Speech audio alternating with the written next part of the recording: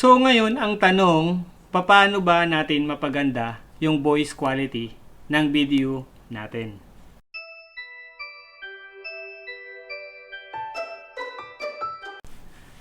Magandang buhay mga ka-viewers at maraming salamat dahil nabisita ka na naman dito sa munting channel ko. So in this video may gusto lamang ako i-share sa inyo, lalong-lalo na kung gumagawa ka ng video o kaya nagba-vlog ka o kaya gumagawa ka ng content sa YouTube na wala kang gamit na microphone.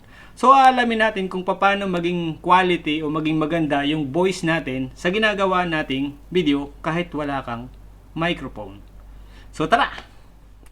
So ngayon nga nagbabalik ako at yung lingkod. So may pag-uusapan nga tayo today dito sa video ko. Kasi mostly nakikita ko dun sa mga small vlogger, small content creator sa YouTube is gusto agad nila bumili ng microphone. So in this video gusto ko lang ipakilala ang bagay na to.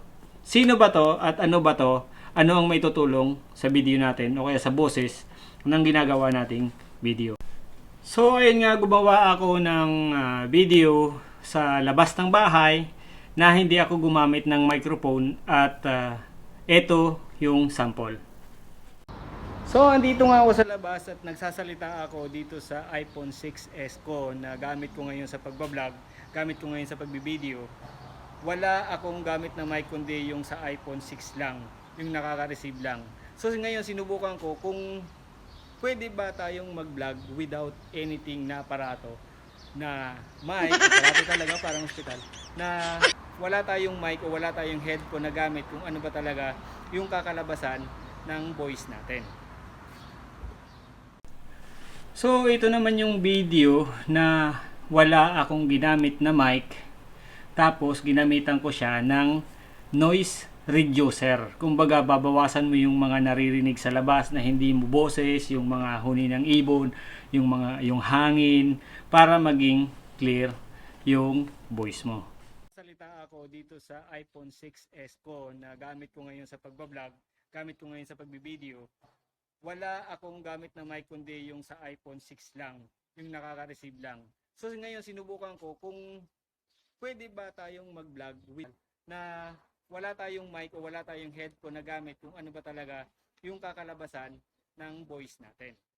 So yun, napakinggan na natin na yung video na ginamitan ko ng noise reducer at ito naman yung video na gamit ko yung Boya MM1 na ginamitan ko din ng noise o kaya voice reducer. So ayun nga, this video is gamit ko na yung Boya MM1 na nabili ko dyan sa tabi-tabi. So ito yung ginagamit ko ngayon sa pagsasalita ko.